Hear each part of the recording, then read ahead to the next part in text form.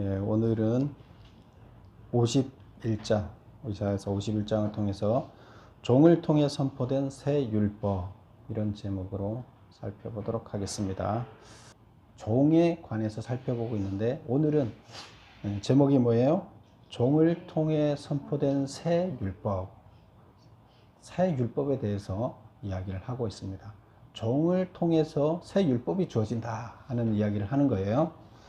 녹색으로 된 제목을 한번 보세요. 주보에 1절에서부터 8절까지 나오는 이야기는 종을 통해 새 율법을 줄 것을 약속했다 하는 이야기죠. 그 다음에 두 번째 단락은 뭘까요? 9절부터 16절까지 이사야의 간구, 그 다음에 그 이사야의 간구에 대한 하나님의 응답, 이렇게 있고, 마지막 부분은 이제 17절부터 끝에까지는 분노의 잔을 옮길 것이다, 이런 이야기예요. 그래서 1절부터 3절까지 나오는 이야기는 뭐냐 하면, 그 1번 메모를 보세요. 의와 여호와를 따르는 무리에게 준 약속은 무엇이냐? 메모 보세요. 아브라함 한 사람을 불러 이스라엘을 창대케 했듯이 한 종을 통해 시온을 확장시킬 것이다. 여기서 시온은 교회를 얘기한 거죠. 그 다음에 이제 그래서 1절에서 3절까지 얘기는 내가 의로운 종을 통해서 어떻게 하겠다? 새로운 시온을 세우겠다. 교회를 확장시켜 나가겠다. 이런 이제 뜻이라 그랬어요. 그래서 3절까지는 그런 내용인데, 여기 보면 내용이 좀 어려워요. 뭐 너희를 파낸, 그리고 너희를 파낸 반석, 너희를 파낸 우묵한 웅덩이, 이렇게 얘기를 하는데, 이것은 파낸 반석이 바로 누구냐? 아브라함이라는 거예요. 그래서 원래 돌이었다. 돌은 아무 의미가 없잖아요. 그런데 아주 미천한 그냥 돌이었는데 거기에서 파내서 존귀한 하나님의 종으로 삼았다. 그게 누가 했느냐? 내가 했다. 그래서 그게 2절에 설명이 나오죠. 너희의 조상 아브라함, 너희를 낳은 사라를 생각해 보라. 아브라함이 혼자 있을 때 내가 그를 부르고 그에게 복을 줘서 이렇게 창대하게 만들어서 고귀하게 만들었다. 그러니 그런 내가 지금 어떻게 하느냐? 나 여호와가 시온의 모든 황폐한 것들을 위로하여 그 사막을 에덴 같게 하고 그 광야를 여호와의 동산 같게 하였나니 그 가운데 기뻐함과 즐거움과 감사함과 찬화하는 소리가 있으리라. 그래서 앞으로 한 종을 통해서 이스라엘을 회복시키고 창대하게 할 것이다. 이렇게 얘기를 하는 겁니다.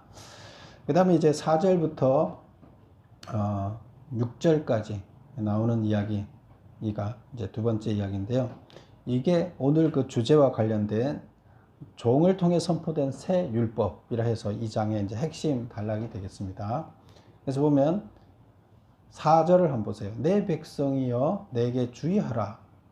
내 나라여 내게 귀를 기울여라. 주의하라, 귀를 기울여라, 이거 뭐예요? 내가 지금 뭘 중요한 것을 얘기할 때니까 나한테 주목하라, 이런 뜻이죠. 근데 중요한 걸 얘기를 하는데 무슨 중요한 걸 얘기하느냐? 이는, 그 중요한 것은 율법이 내게서부터 나갈 것임이라. 이게 중요하다는 것이에요. 율법이 내게서부터, 하나님께서부터 나갈 것이다. 율법을 선포할 것이다는 얘기인데, 이 율법이 새 율법이에요. 과거에 모세를 통해서 율법이 선포됐죠. 그래서 선포됐는데 이제 새 율법을 나한테서부터 내겠다는 거예요. 새 율법이에요. 그럼 이 율법은 과거의 율법을 부인하고 무시하고 새로 만들어낸 걸까요? 아니에요. 과거 율법은 그대로 있고 거기에 플러스가 되는 거예요. 플러스가 되는데, 과거의 율법에서 플러스가 되는 게 뭐예요? 메시아를 통한, 새 종을 통한 구원. 죄의 문제가 해결이 안 돼서 이들이 구원을 못 받잖아요. 그래서 이들을 구원하기 위해서 다시 복음이 포함된, 그 죄의 문제를 해결하고 구원받게 하는 것이 뭐예요? 복음이죠. 복된 소식. 그래서 복음이 포함된 율법, 이 새 율법이야.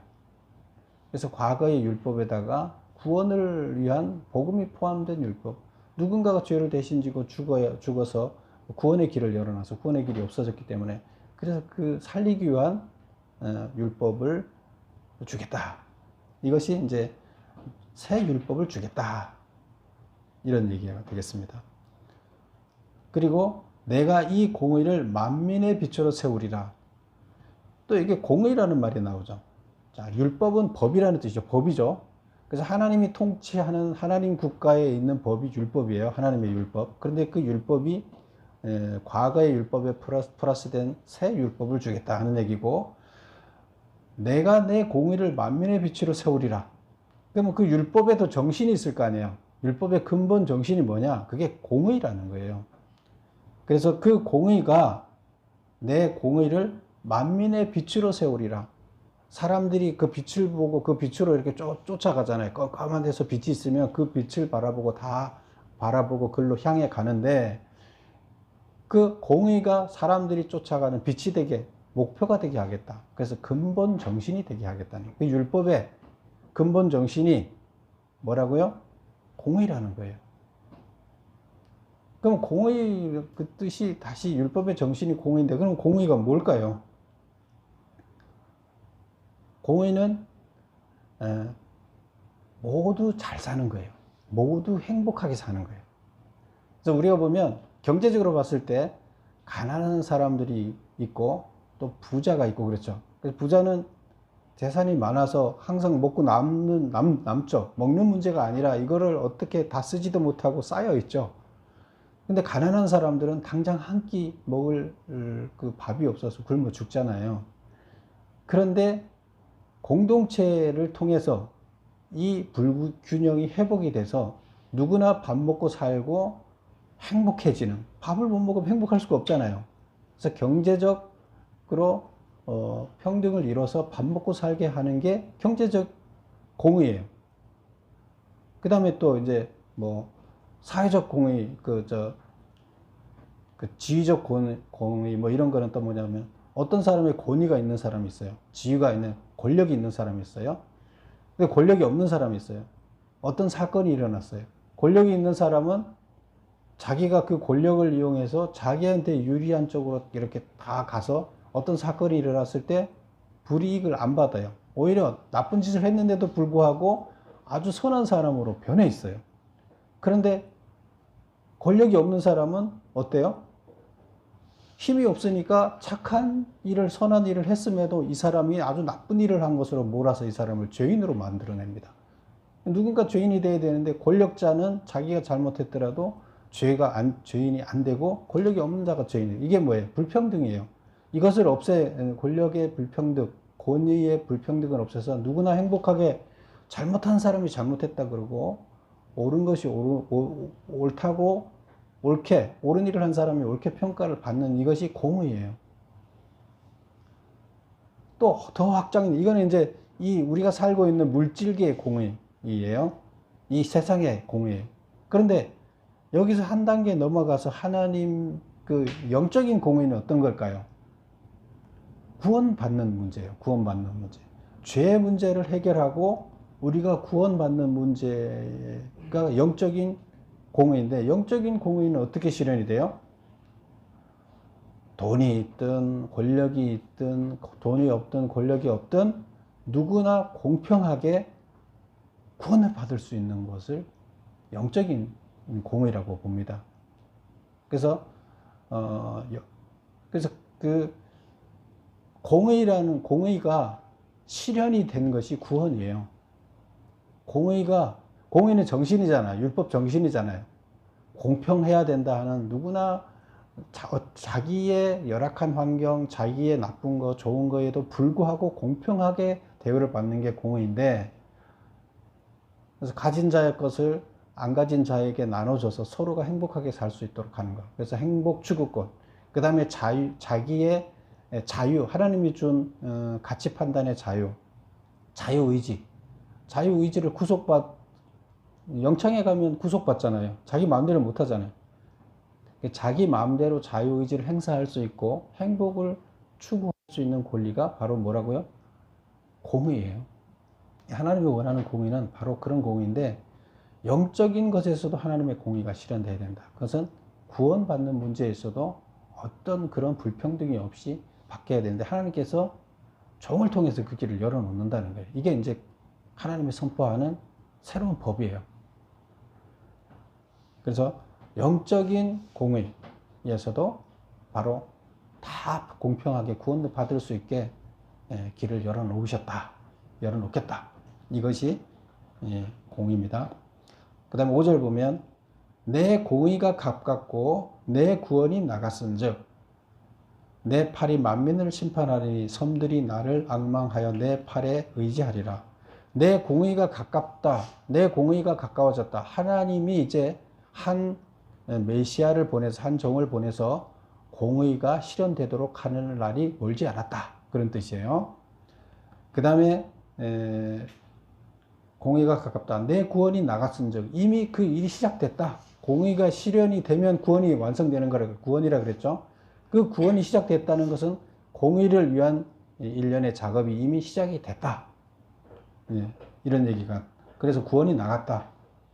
내 팔이 만민을 심판하리니 하나님이 이제 만민을 세계 온 만민을 심판한다. 그러니 섬들이 나를 앙망하며 내 팔에 의지하다. 이제 하나님이 심판자라는 걸 알게 됐고 하나님이 심판을 하게 되니까 그래서 공의를 실현한 거에 따라서 구원이 이루어지는 거죠. 공의를 실현하면 구원이 실현된 거예요.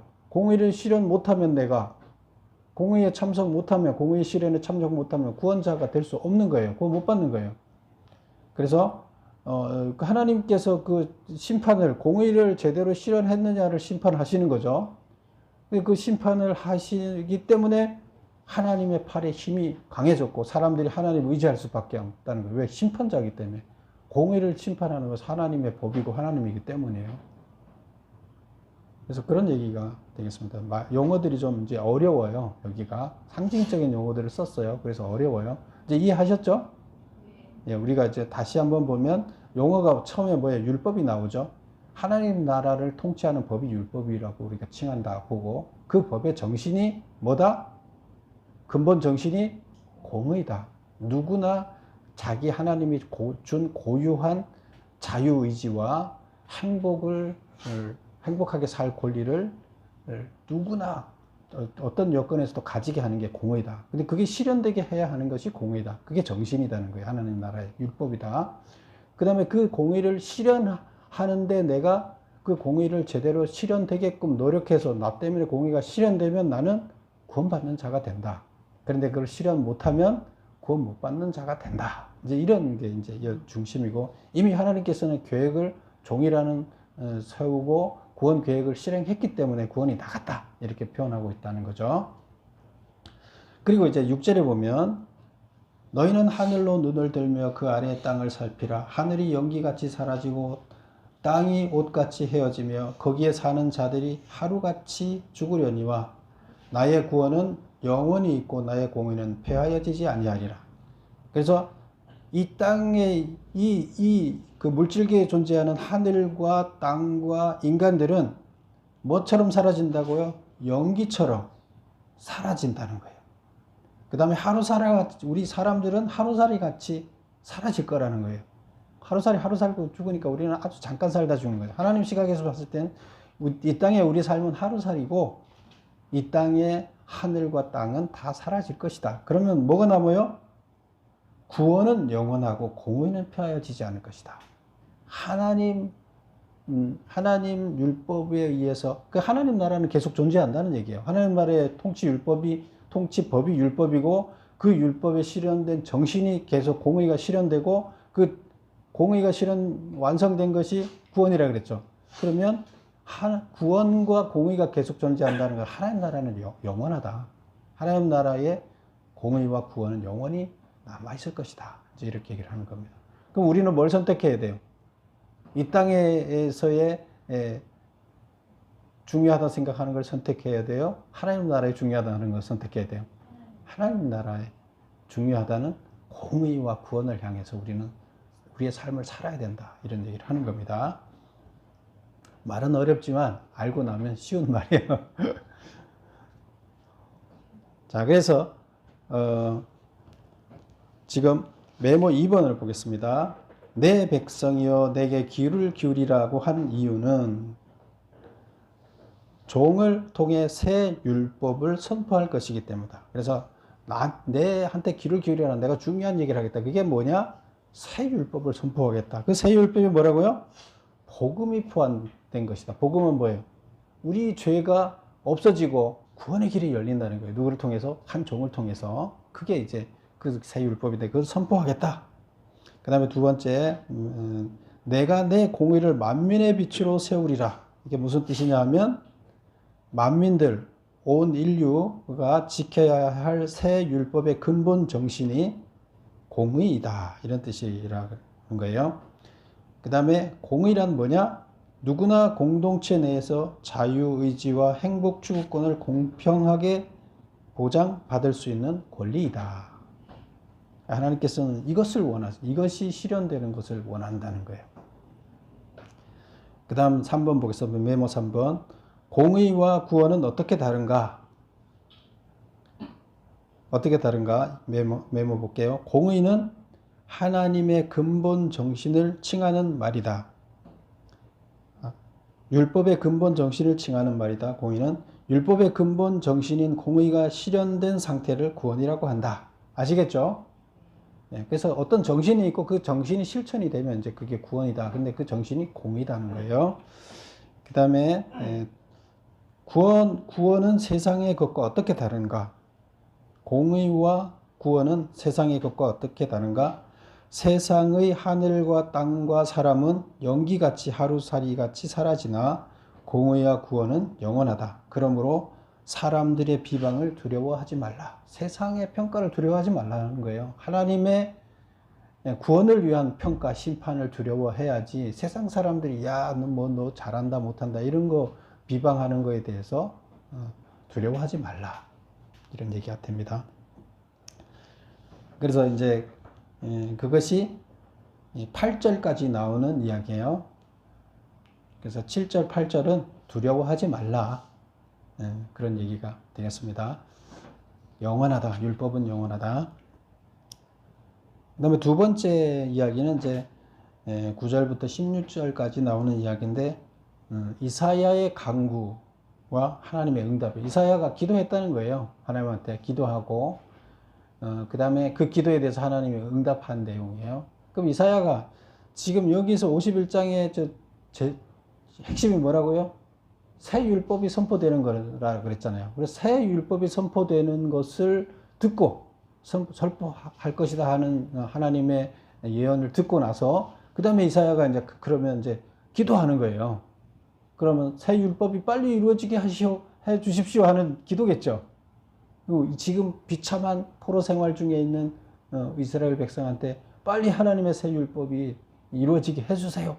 이 얘기가 기도가 되고 하나님께서 거기에 대해서 응답을 하시겠죠. 자, 그러면 메모 5번을 보겠습니다.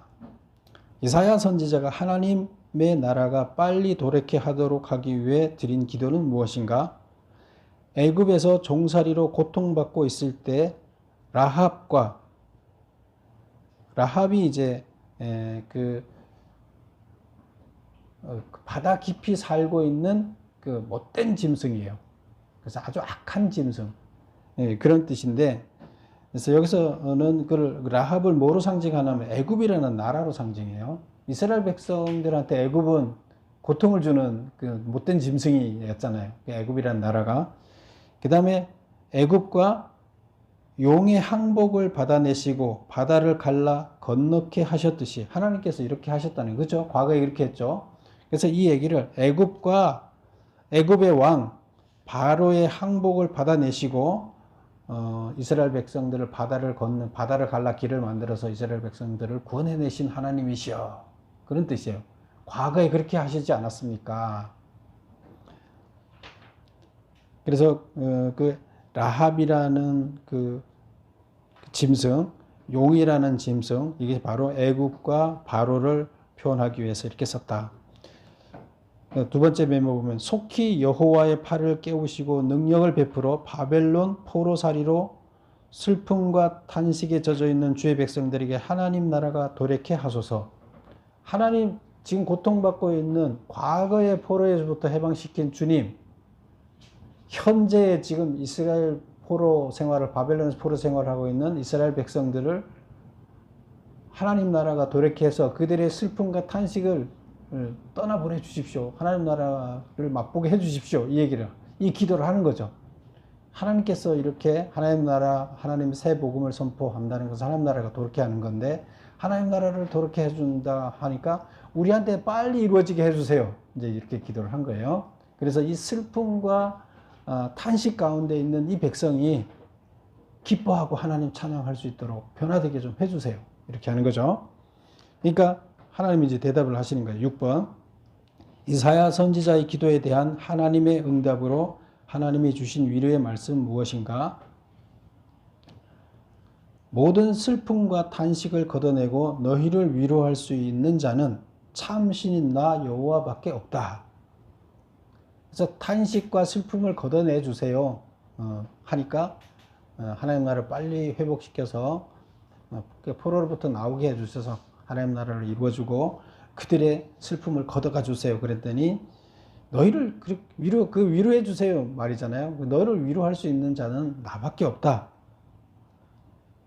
그러니 너희는 학대하는 자 곧 풀같이 짧은 생을 살고 죽을 수밖에 없는 인간을 두려워하지 말라. 지금 여기서 학대하는 자는 바벨론이겠죠. 그 바벨론, 풀같이 잠깐 있다가 죽어지는 그런 바벨론, 너희들을 탄압하고 있는 그 바벨론 두려워하지 마라. 지금 그것 때문에 너희가 지금 슬픔과 탄식에 젖어 있지 않느냐. 그런 거에 두려워하지 말라. 너희들을 진정으로 위로해 줄 자는 나밖에 없다. 그들이 위로 못 해준다. 그렇게 하면서 2번 보면 너희는 포로에서 풀려날 것이니 죽지도 아니할 것이요 구덩이로 내려가지도 아니해야 할 것이요. 구덩이가 이제 지하 감옥이고요. 그때 당시에는 감옥이 다 이렇게 지하에 있다. 위에다가 집을 지은 것이 아니라 땅을 파서 그 속에 출입구를 딱 봉쇄하고 못 나오게 했대요. 그게 뭐 쉽겠죠? 건물을 짓지 않고 땅을 파서. 그래서 그 감옥, 지하 감옥이었대요. 그래서 여기서 구덩이에 라는 표현을 쓰고 있어요. 구덩이에 내려가지 아니할 것이며 양식이 부족하지도 아니할 것이다. 그래서 하나님께서 내가 너희를 위로해 줄 짜고 내가 너희들을 한테 위로를 해줘서 포로로 풀려나게 할 건데, 풀려나게 하면 죽지도 않고 감옥에도 들어가지 않고 먹을 것도 부족하지 않도록 해주겠다. 3번 만군을 거느린 나 여호와는 내 백성을 보호하게 하기 위해 내 말을 내 입에 두고 내 손 그늘로 너를 덮을 것이다. 여기서 만군의 여호와, 만군이라는 것은 군대가 많은 거예요. 근데 그 군대가 많은 군대들 중에서 최고 만군을 거느린 지휘관이 여호와라는 거예요. 그러니까 대단한 힘을 가진 이제 그런 뜻이에요. 그래서 만군을 거느린 나 여호와는 내 백성을 보호하기 위해 내 말을 내 입에 두고 내 손 그늘로 너를 덮으리라. 내 말을 내 입에 둔다는 것은 무슨 뜻이에요? 하나님의 말씀을 내 입에 둔다는 뜻이고, 그 다음에 내 백성을 보호하기 위해서 내 손 그늘로 너를 덮으리라. 그래서 태양, 광야가 뜨겁잖아요. 그래서 그 뜨거운 빛에 너무 고통스럽잖아요. 근데 그것을 하나님이 이렇게 손으로 그늘을 만들어서 그 태양을 가릴 수 있게 이렇게 보호해 주시겠다는 뜻이에요. 16절 한번 볼까요? 16절. 내가 내 말을 내 입에 두고 내 손 그늘로 너를 덮었나니 왜 그렇게 하느냐? 이는 내가 하늘을 펴며 땅의 기초를 정하며 시온에 이르기를 너는 내 백성이라 말하기 위함이다. 그래서 내 백성이기 때문에 보호하기 위해서 내가 그렇게 하겠다. 그런 뜻이라는 거죠. 그래서 여기 이제 이사야 선지자가 하나님의 복음, 새로운 율법이 선포되는 이야기를 듣고 종을 통해서 선포된다 하니까 우리한테 제발 빨리 좀 포로 생활로부터 회복되게끔 하나님 율법이 빨리 선포되고 하나님 나라가 이루어지게 해주십시오 하니까 하나님께서 걱정하지 마라. 내가 포로로부터 해방시켜 줄 것이고 모든 것이 다 회복되게 해줄 것이다. 진정한 위로를 너희한테 줄 것이다. 그리고 내가 너희들을 다 보호해 주겠다. 이렇게 말씀을 하신 거예요. 그 다음에 이제 마지막에 17절부터 23절까지 이제 이야기가 나오는데요. 이 이야기는 제목이 뭐예요? 분노의 잔을 옮길 것이다. 분노의 잔이 뭘까요? 7번 보겠습니다. 분노의 잔이란 무엇을 의미하는가? 하나님과 맺은 계약을 어긴 자들에게 계약의 처벌 규정에 따라 벌이 주어지는 것을 진노의 잔이라고 한다. 아시겠죠? 하나님과 이스라엘 백성들이 계약을 했잖아요. 하나님은 너희의 하나님이 되겠다. 너희의 신이 되겠다. 너희를 보호해주는 신이 되겠다. 내가 너희들을 책임져 주겠다. 그리고 백성들은 나는 당신의 백성이 되겠어. 그래서 당신을 위해서 일하는 자가 되겠어. 하나님의 종이 되겠다는 그 계약을 한 거죠. 하나님 일을 감당하는 종이 되겠어. 이렇게 계약을 했어요. 근데 만약에 계약을 어기면 어떻게 된다고요? 계약을 어기면 하나님의 종이 되겠다고 해놓고 하나님의 종이 되지 않고 다른 짓을 하면, 하나님이 시키는 일을 안 하고 다른 짓을 하면 어떻게 한다고요? 너희들을 포로로 다시, 원래 너희가 포로로부터 있던 것을 내가 구원해냈지 않냐, 다시 원래대로 내가 포로로 내보내겠다는 거예요.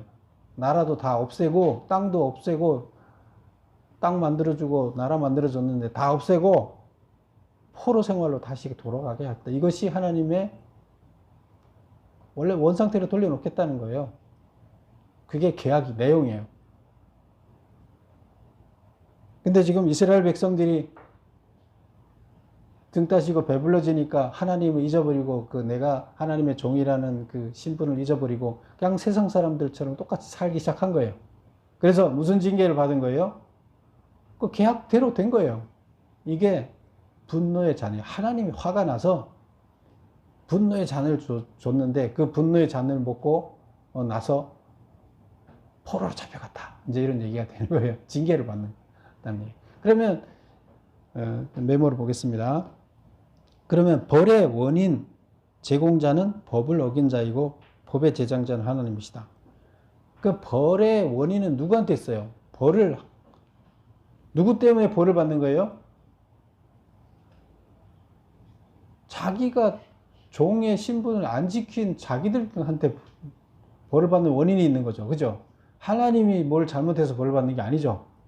하나님이 강제로 벌을 줘서 받는 게 아니에요. 그 법에 따라서 자기가 받는 거예요. 하나님이 그냥 이놈들 이거 안 지켰으니까 너 죽어야 돼 하고 막 벌을 내린다고 표현은 돼 있지만 실제적으로는 뭐예요? 법에 따라서 법을 안 지킨 자가, 계약을 안 지킨 자가 어떻게 되는 거예요? 징계를 받는 거예요. 처벌 받는 거예요. 원래대로 그냥 돌아간 거예요. 종으로. 그게 처벌이에요. 그래서 분노의 잔. 진노의 잔. 하나님이 화가 나서 했다 표현을 이렇게 하고 있지만 실제로는 하나님이 화가 나서 이 쓴 잔을 마셔라, 고통의 잔을 마셔라가 아니라 자기가 스스로 그 고통의 잔을 마실 짓을 해서 마신다. 이제 이런 표현을 말씀드린 겁니다. 그리고 그런데 그 법의 제정자는 원래 하나님이시죠. 그러니까 여기서는 하나님의 법의 제정자이기 때문에 하나님이 벌을 주는 것처럼 얘기를 하지만 하나님 벌을 주는 자가 아니라 그랬죠. 구원하는 자라 그랬죠. 그래서 표현은 우리가 하나님이 벌을 준다고 표현하지만 실제로는 자기 잘못을 인해서 자기가 매를 벌어서 매받는 거다. 이렇게 얘기를 하는 거죠. 그래서 분노의 잔의 성격은 그렇다. 8번. 분노의 잔을 마신 이스라엘에게 어떤 현상, 벌이 일어나는가? 1번. 내적으로는 기근으로 황폐하게 될 것이고 외적으로는 칼에 멸망하게 될 것이다. 그래서 기근이 와서 외부에서 쳐들어오는 것과 상관없이 내부적으로 기근이 와서 먹고 살기 어려워지게 되는 거죠. 하나님이 은총이 베풀어지지 않는 거죠. 하나님의 은총이 없기 때문에 거기에 황폐가 일어난다. 기근이 일어난다. 이런 얘기가 되는 거고, 하나님이 손을 뗐기 때문에, 은혜를 안 베푸시기 때문에, 그 다음에 외적으로는 하나님이 보호를 안 해주기 때문에 외부의 침략 때문에 칼에 맞아서 멸망하게 된다. 그래서 나라를 잊어버리고 땅을 잊어버리게 된다. 이런 얘기가 됩니다. 이스라엘이 낳은 아들이 모두 전사해서 너를 인도하거나 이끌 자가 없을 것이다. 그래서 이스라엘이 이 엄이라 그랬고, 그 백성이 아들이라 그랬죠. 자식이라 그랬죠. 그래서 이스라엘이 낳은 아들 백성이 모두 전사해서 너를 인도하거나 이끌 자가 없을 뿐만 아니라 위로해 줄 자도 없다. 이렇게 황폐해지고 망하고 고통스러운데 자식들이 그 나라를 이끌어갈, 이스라엘을 이끌어갈 자식들이 없어요. 왜? 전쟁에서 다 죽고 이랬기 때문에. 그래서 위로를 해줄 자식도 없다는 거예요. 그 다음에 3번. 내 아들들이 곤비하여 그물에 걸린 영양처럼, 이것은 이제 산양이라는 뜻이에요. 영양처럼 쓰러져 꼼짝도 못할 것이다. 그래서 그물에 그 산 짐승이 그물에 걸리면 꼼짝 못하는 거죠. 그래서 결국에 포로로 잡혀간 모습을 이렇게 표현하고 있어요. 너희 자식이 포로로 잡혀가서 산양처럼 그냥 포로로 잡혀가게 될 것이다. 그냥 아무것도 못할 것이다. 자식들이 곤비하여 그물에 걸린 어린 양처럼 쓰러져서 꼼짝도 못할 것이다. 포로로 잡혀가게 될 것이다. 그래서 분노의 잔으로 이런 고통을 당하게 될 것이다. 이런 얘기를 합니다. 그래서 이스라엘이 분노의 잔을 이렇게 마시고 이렇게 됐는데 이제 어떤 이야기가 나옵니까? 분노의 잔이 이스라엘에 남아있는 것이 아니라, 자, 17절 볼까요? 17절 한번 읽어볼게요. 여호와의 손에서 그의 분노의 잔을 마신 예루살렘이여 깰지어다. 술에 취했는데 이제 술을 먹고 취했는데 이제 깨라는 거예요. 왜 깨라고 그러나 하면 내가 이미 비틀거름치게 하는 큰 잔을 마셔 다 비웠다. 이제 술을 계속 먹는 상태가 아니라 이미 술을 다 마시고 이제 술이 없어졌다는 거예요. 그러면 술 기운이 깨겠죠. 술을 이제 더 안 마시니까 이제 깨어나겠죠. 그러면 여기서 진노의 잔을 다 마셨다는 것은 이제 고통을 다 당했다. 벌을 다 받았다. 그러면 이제 회복될 것이다라는 얘기가 되는 거예요. 그래서 9번에 보면 메모 9번. 내가 이미 비틀거름치게 하는 분노의 큰 잔을 다 비웠다. 다 마셨으니까 이제 회복될 거다. 이제 더 이상 마실 술이 없다. 고통을 다 받았다. 벌을 다 받았다. 그런 뜻이죠. 그 말은 무슨 뜻이냐? 하나님의 율법을 어긴 벌로 율법의 처벌 규정에 정해진 벌을 다 받았다. 즉 심판과 포로 복역의 때가 끝났다는 뜻이다. 그 다음에 이제 분노의 잔은 어디로 옮겨진다고 했는가?